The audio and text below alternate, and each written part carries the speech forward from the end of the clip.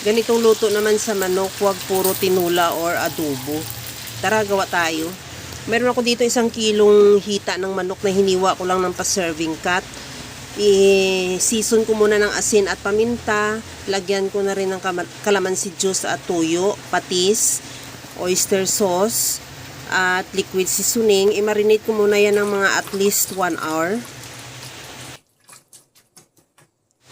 Magpainit na rin ako ng mantika sa kawali at iprito ko na yung kalahating kilong kamote. Antayin lang na maluto o mag-brown ng kaunti at saka tanggalin muna natin sa kawali at ilagay sa bowl at i-set aside. Sa disim na kawali, hindi ko na binawasan yung mantika. Pinirito ko na rin yung binabad nating manok.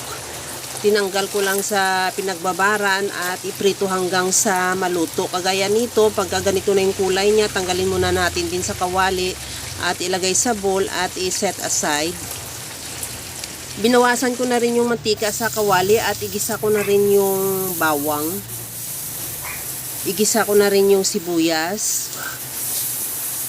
At ilagay ko na rin yung pinaka-white part ng ating onion leeks. Igisa lang hanggang sa maglabas ng aroma. At isunod ko na rin ilagay yung pinagbabaran sa manok. Antayin lang natin kumulo. Pagkakulo niyan, ilagay ko na rin yung piniritong manok. Ihalo lang at hanggang sa ma-absorb lang ng manok yung sauce. At isunod ko na rin ilagay yung pinirito nating kamote.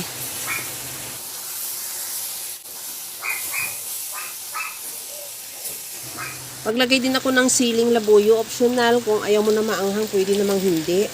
At isunod ko na rin yung dahon ng onion leeks.